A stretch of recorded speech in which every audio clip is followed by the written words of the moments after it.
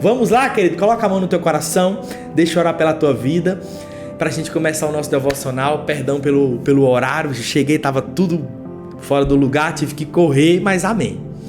Aleluia. Pai, obrigado, Senhor, por mais um dia, obrigado, Senhor, por mais um devocional. Pai, em nome de Jesus, vem, Senhor, com a tua poderosa mão, Senhor, vem nos trazendo todo o ensinamento necessário, Pai, em nome de Jesus.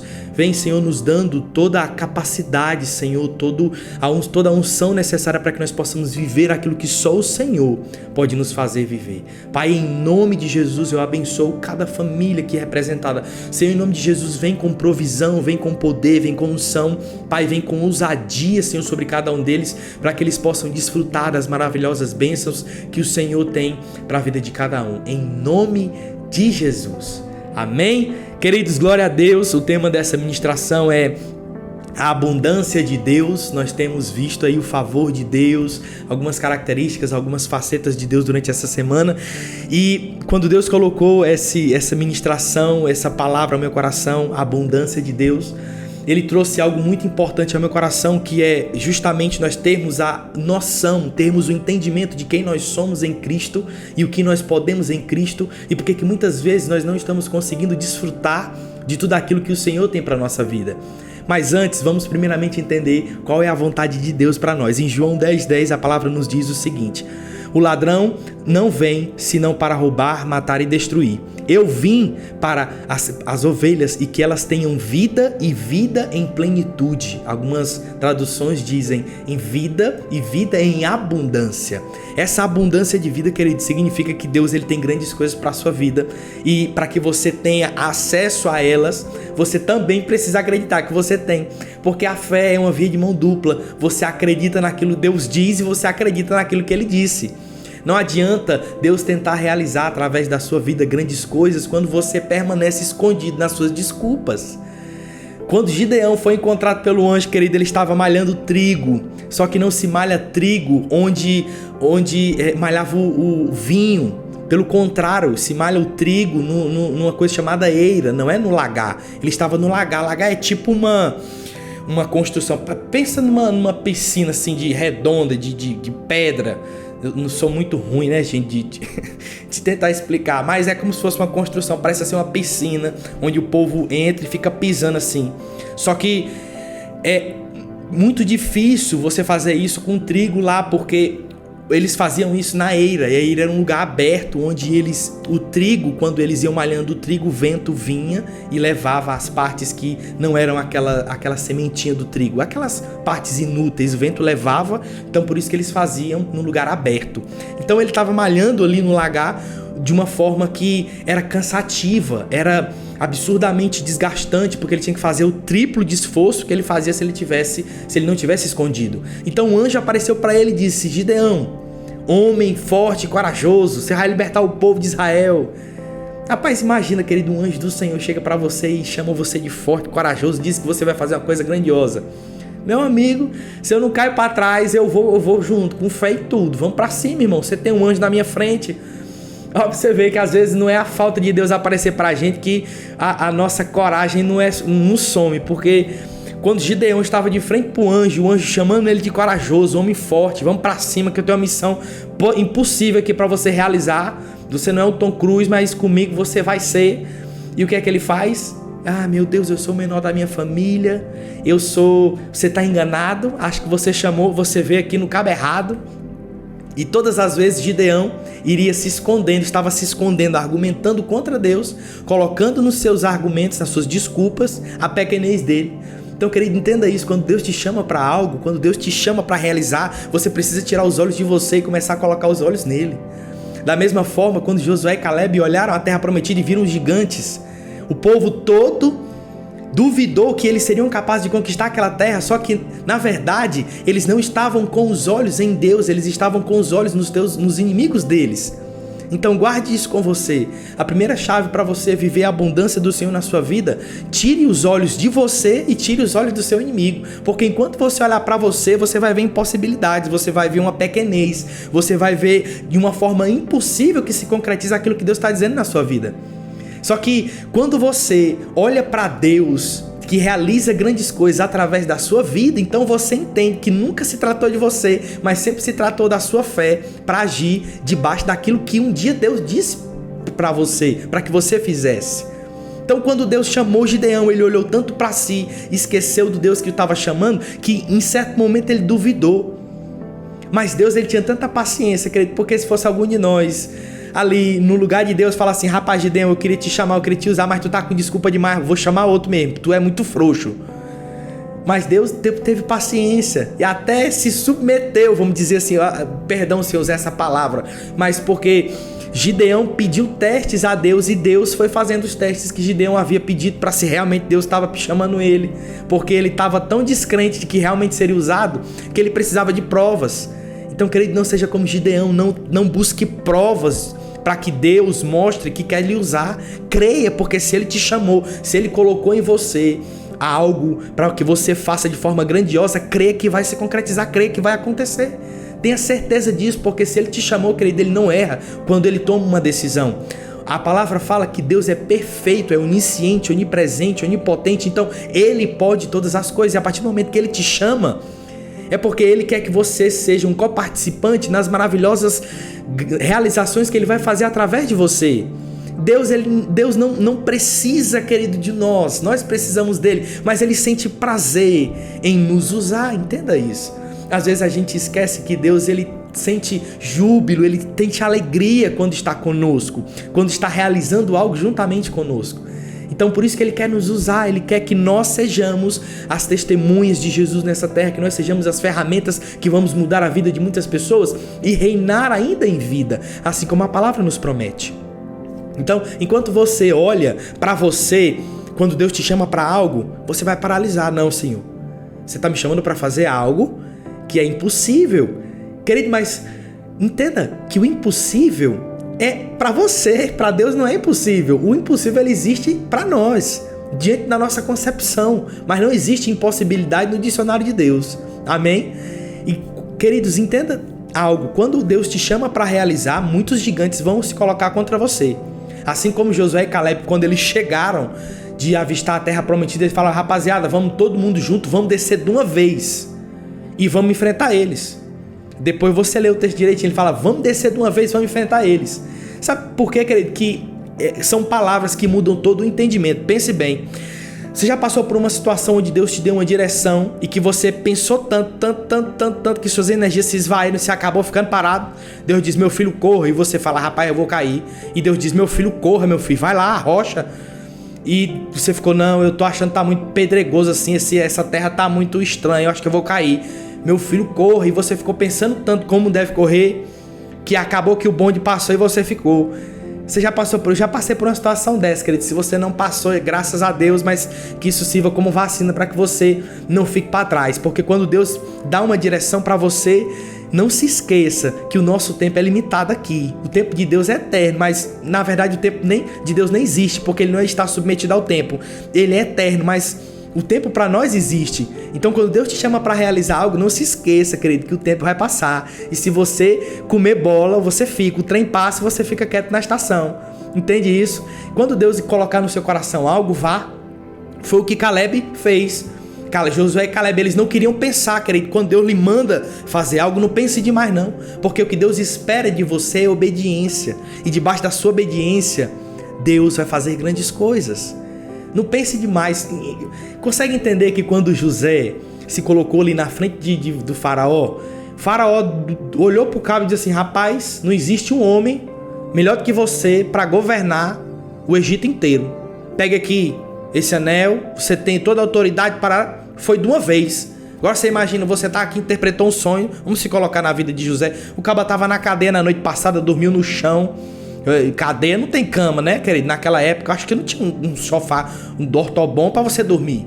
E você tava dormindo num lugar ruim, você acorda, tá de frente pro faraó, interpreta o sonho do faraó e de uma vez o cabo faz de você o homem mais poderoso do Egito.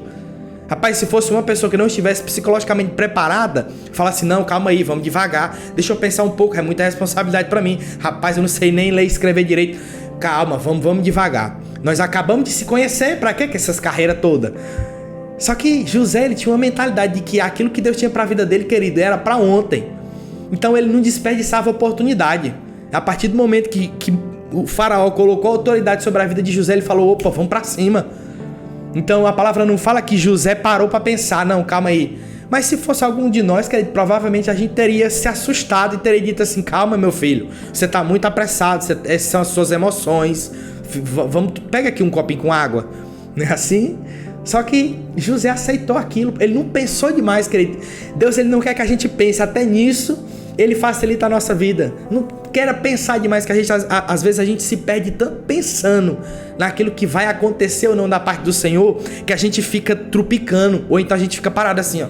Tá, mas se eu fizer A, B, ou C, não, mas aí significa que a gente não está confiando naquilo que Deus diz, porque quando Deus fala assim, ó, vá, é pra ir. Ele não tá pedindo, pense como é que você deve ir, depois que você pensar, você vá. Não, ele só diz vá. Ou então quando ele diz pare, e você para. Querido, nós temos que entender que pensar demais muitas vezes nos paralisa. Guarde isso no seu coração. Porque quando Josué e Caleb se encontraram numa situação em que eles precisavam batalhar, eles não olharam para o gigante. Essa é a chave que eu quero compartilhar com você. Não olhe para você mesmo quando Deus te chamar. E não olhe para o gigante que se colocar contra você. Olhe para o Deus que te chamou para realizar. Essa é a primeira chave, querido, que eu quero compartilhar com você. E quando eles não olharam para o gigante, ele falou, rapaz, nós estamos indo contra ele quando o Senhor está conosco, rapaziada. Vamos para cima. Eles tinham tanta coragem, querido. Caleb, em determinado momento de sua vida, ele pediu ao Senhor uma montanha. Senhor, me dá uma montanha. Meus olhos ainda conseguem ver e eu ainda tenho saúde para lutar. 85 anos, rapaz. Tem gente com 85 anos, meu amigo, que não por conta de doença, mas com 85 anos já estava na aposentadoria já, só esperando a passagem de ida para o céu. E Caleb não, estava ali com tudo. O Senhor, me dá uma montanha. Quem é que pede uma montanha com 85 anos, querido? O cara era violento. Por quê? Porque ele sabia que com Deus ele podia todas as coisas. Não é assim que a palavra diz? Tudo posso naquele que me fortalece. Então existe um fortalecimento que não vem de você. E quando você entende que esse fortalecimento não vem de você, mas vem de Deus que habita em você, e o poder de Deus se manifesta em você, então você começa a fazer aquilo que nunca seria capaz de fazer sozinho. Você começa a caminhar mais longe, você começa a ir além do que os seus limites dizem que você pode ir. Você começa a fazer coisas que você não entende como é que você é capaz de fazer. Você começa a acessar pessoas, a estar em lugares que você não sabe como você chegou lá. Por quê? Porque Deus está com você. Essa é a diferença entre aquele que vive a abundância do Senhor e aquele que vive a limitação de seus pensamentos. Guarde isso no seu coração. Enquanto você olhar para Deus, quando Ele lhe chamar para realizar alguma coisa, você vai obedecer sem pensar demais, sem olhar para você e sem olhar para os seus inimigos. Porque enquanto você estiver com seus olhos fitos, como diz Paulo, prossigo para o alvo. Paulo se colocou como uma flecha que foi lançada pelo arqueiro, que só para no alvo, meu amigo. A flecha ela não para no meio do caminho. A flecha ela precisa ser lançada. Mas nunca se esqueça que uma flecha um dia foi um pedaço de pau, que foi moldado ali, ele foi projetado, foi rapado assim, feito, design perfeito para que ela conseguisse cortar o vento e atingir onde ela precisa, onde era o alvo.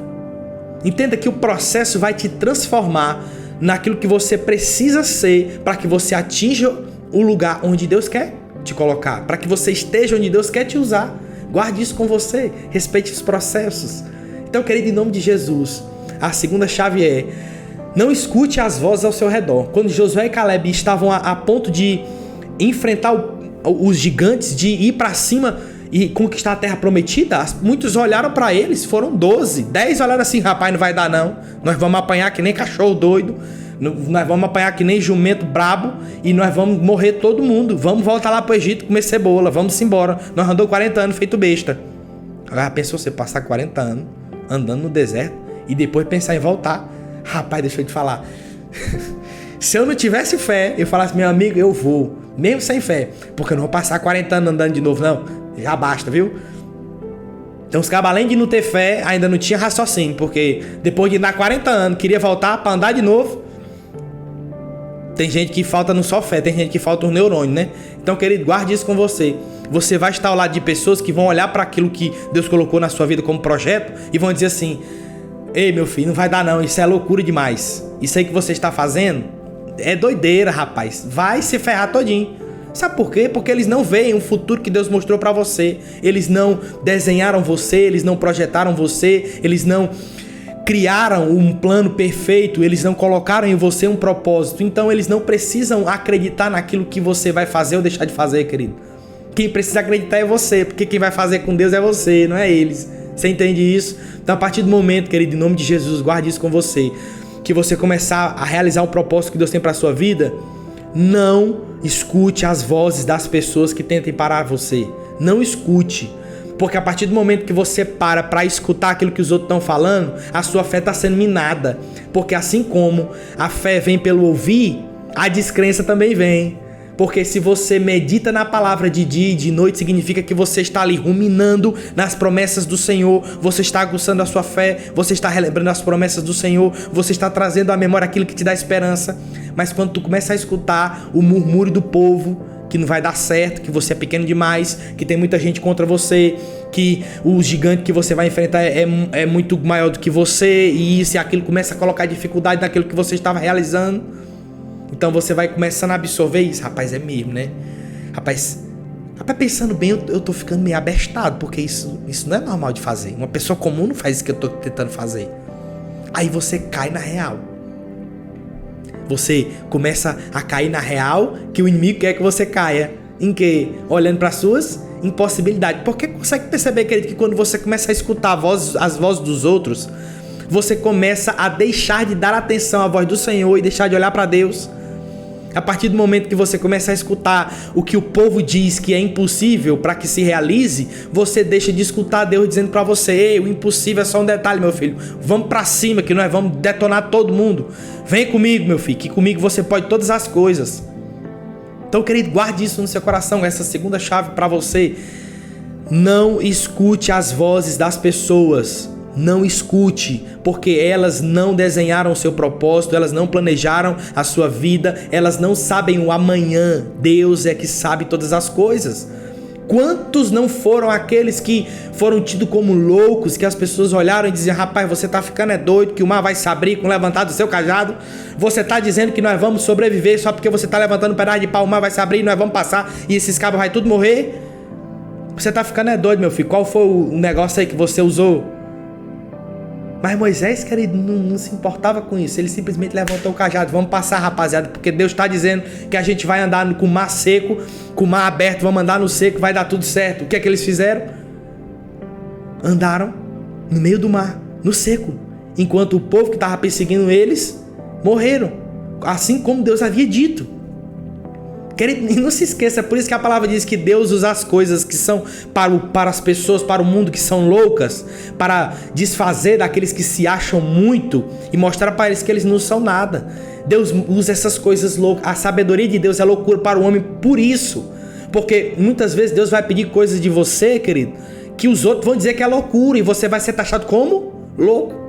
E Deus vai usar um louco que nem você para fazer grandes coisas. E as pessoas vão olhar para você: meu Deus do céu, não é possível que isso deu certo.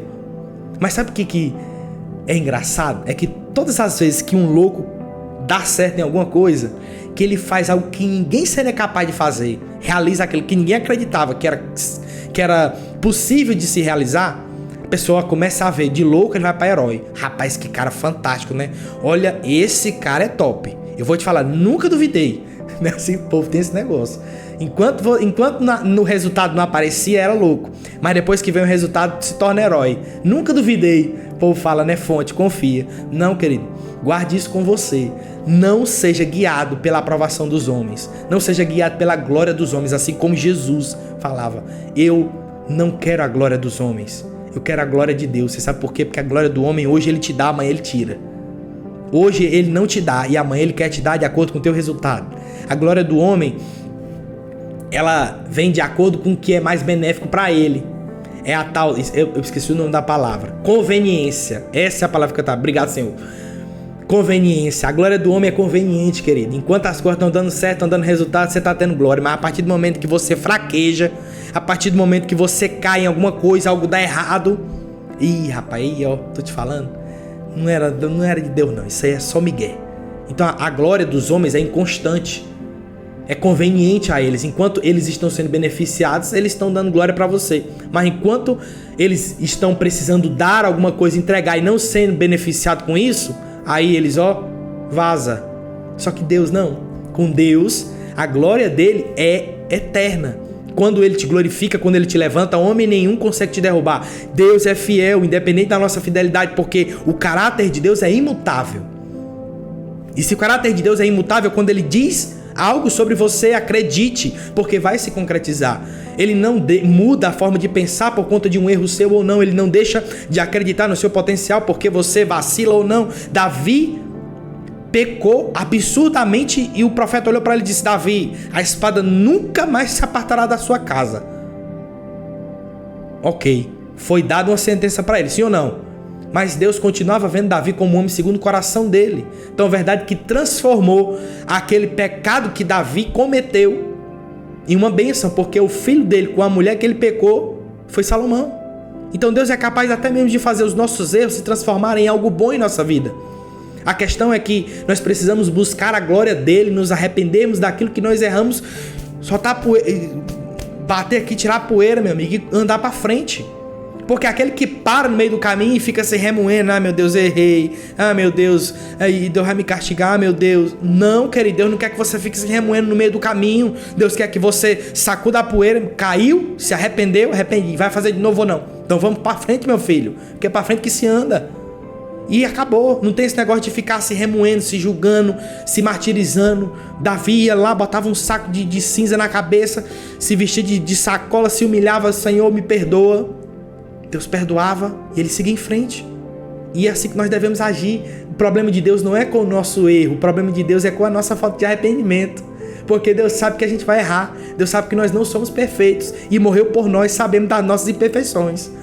Só que o fato das nossas imperfeições nos tornar propensos ao erro não significa que Deus vai deixar de nos usar, pelo contrário, é mais um motivo para ele nos usar. Você sabe por quê? Porque a partir do momento que nós somos imperfeitos, a perfeição de Deus faz com que o impossível aconteça na nossa vida e ele seja glorificado. Porque quando as pessoas olharem para você e veem as imperfeições em você, e apesar das suas imperfeições, Deus fez grandes coisas através da sua vida, na sua vida, significa que só podia ser Deus, não você. Porque se você fosse perfeito, você não precisaria de Jesus. Se você fosse perfeito, ninguém veria Deus na sua vida. Ah, o cara é perfeito, aí era muito fácil para alguém que é perfeito realizar isso aí. Só que eu quero ver alguém imperfeito fazer coisas impossíveis. Aí a pessoa olha e pensa: rapaz, só pode ser Deus com esse cabo, não tem pra onde correr. Então entende que a tua imperfeição, somado com a perfeição de Deus, grandes coisas se realizam e Deus é glorificado através da sua vida. Então, querido, comece a deixar de olhar para você, comece a deixar de olhar para os gigantes que se colocam contra você. Pare de escutar as vozes das pessoas que dizem que você é capaz ou não é capaz.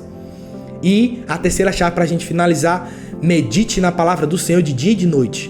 Medite na palavra do Senhor de dia e de noite. Meditar, querido, a palavra diz lá em Josué: medite na minha palavra de dia e de noite, só então os teus caminhos prosperarão. Ou seja, existe uma prosperidade nos teus caminhos que ela só vai se concretizar a partir do momento que você fizer algo, que meditar. Olha que lindo isso, porque Deus ele não pede para que você faça coisas miraculosas, Deus não pede para que você faça o impossível, Deus não pede para que você realize algo, faça um monte de maracutaia. Deus não quer que você faça isso, ele só diz: olha, medita na minha palavra de dia e de noite e teus caminhos vão prosperar.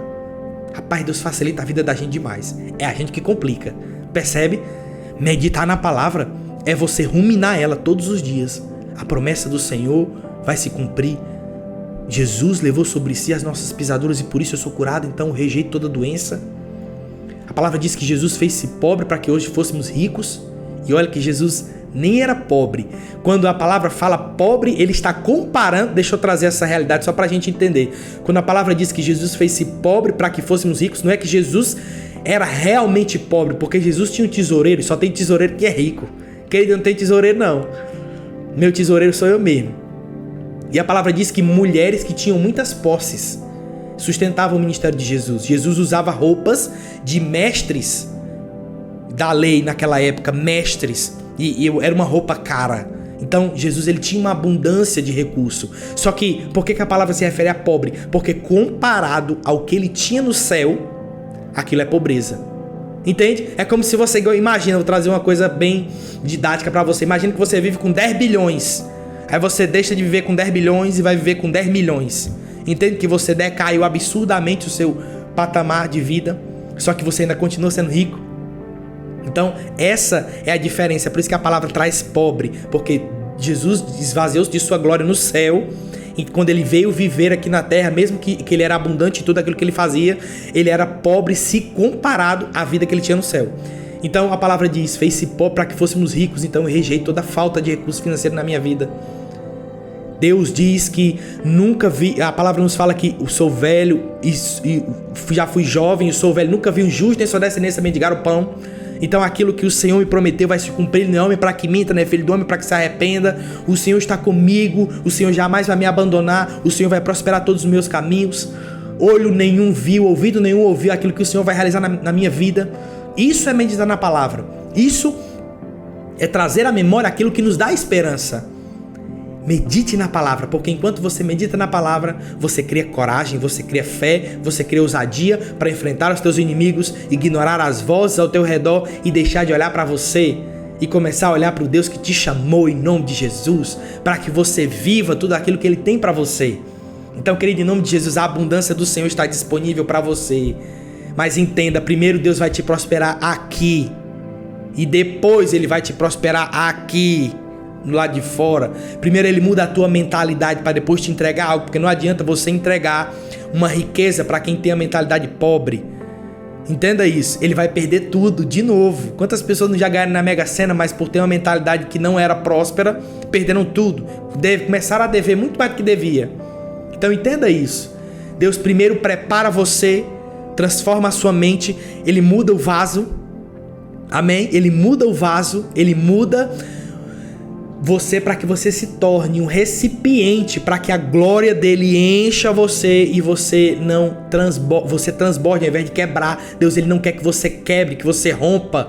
Deus ele quer que você transborde, que você flua como rios de água viva, como odre, o odre novo para um vinho novo.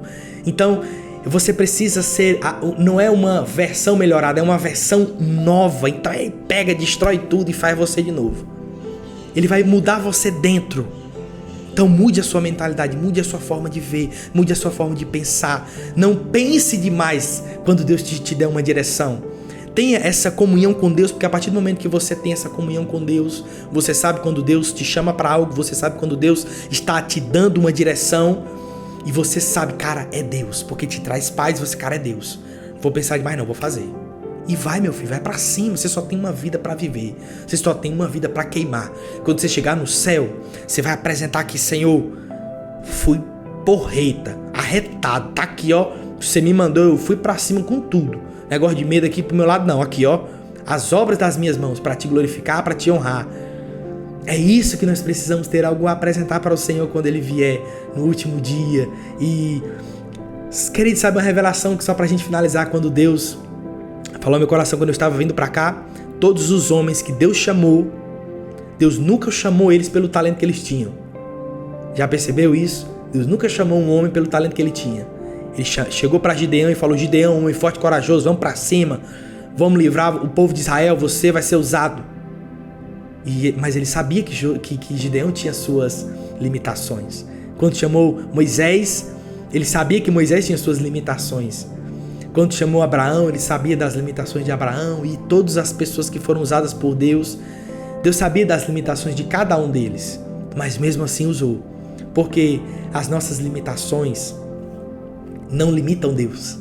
Entende isso? A tua limitação não limita Deus. O que você só precisa é acreditar, tanto quanto Deus acredita em você. Parece assim coach, né? Mas não é coach não, tá na palavra, viu? Porque aquilo que Deus diz de você, Ele já sabe, Ele diz de você. Você só precisa acreditar naquilo que Ele diz. Tá bom? Glória a Deus por mais um devocional, querido. Coloca a mão no teu coração em nome de Jesus. Deixa eu abençoar você. Pai, obrigado, Senhor, por mais um devocional. Obrigado, Senhor, por mais uma semana.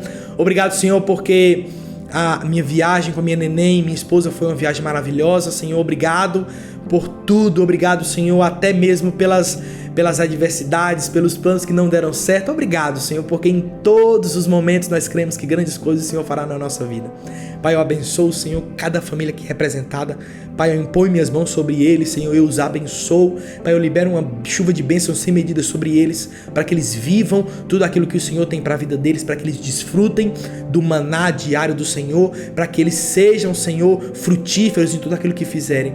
Pai, em nome de Jesus, que eles, Senhor, rompam em fé, que eles tenham coragem, ousadia e intrepidez, Senhor, para enfrentar os seus gigantes, ignorar as vozes ao redor, Senhor, que eles parem de olhar para si mesmos e que em nome de Jesus eles meditem na palavra de dia e de noite, para que eles vivam a abundância que o Senhor tem para a vida deles. Pai, obrigado, Senhor, por mais uma semana. Obrigado, Senhor, por mais um momento contigo.